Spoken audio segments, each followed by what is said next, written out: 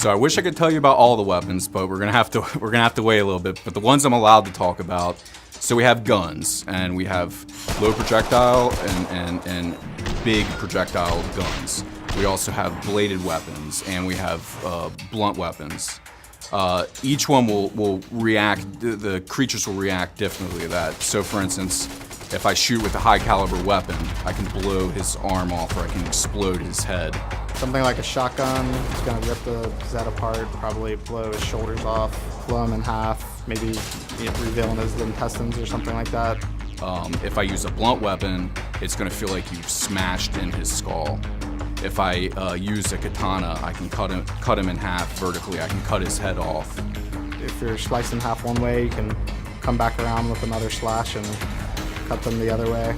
Something really awesome about a katana in a game like this, and with our Gore system and our melee system mixed together, it makes melee so fun. So it's really hard to explain, but the katana just, when it's cutting through clots, it just feels smooth as butter. Cutting heads off, cutting them in half, just ripping them to shreds. I really love doing that.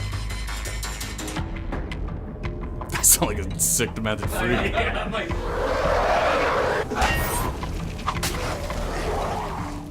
So one of the advanced features that we've added that it's not necessary to do, but is really cool to get you out of a tight situation.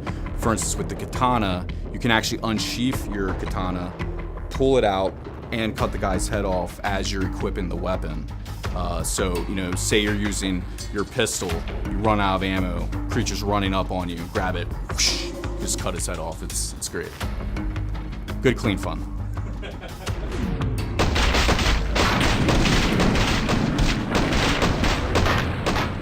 Zed time is really a core feature in the Killing Floor universe. It's a feature that's very dramatic and exciting, and people really loved it in the first game. Well, it's coming back for Killing Floor 2, and it's better than ever. First off, we've enhanced the visuals of Zed time.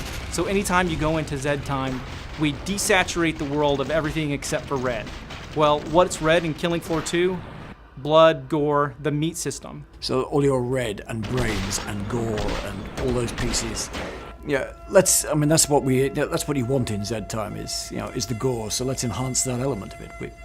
We can't resist.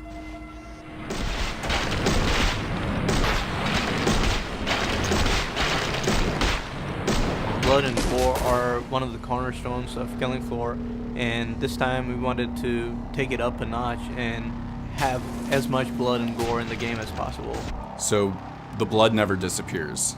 It always stays in the world. It never goes away. So when you start out a battle, there might not be any blood at all in the environment, but by the end of that wave, we've wiped everything out. The blood is there.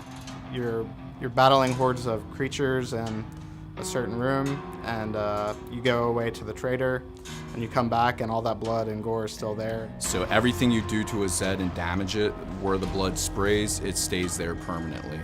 The amount of just carnage and destruction the sense that you get from that is pretty amazing. So if you cut a Clot's head off and he starts walking, the blood's gonna spray on the ground, it's gonna stay there. If you throw a grenade down and blow up a whole group of guys, it's gonna splatter on the ceilings, the walls, everywhere.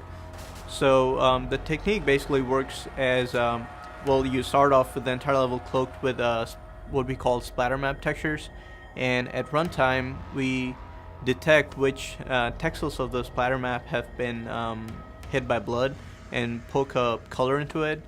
Later on, we apply a tiling mask texture on top of that and treat this as the opacity mask and apply some thresholding and cleanup operations to get the splatter shape. It's really awesome, and I can't wait to see someone actually play the game and fill the entire world with blood.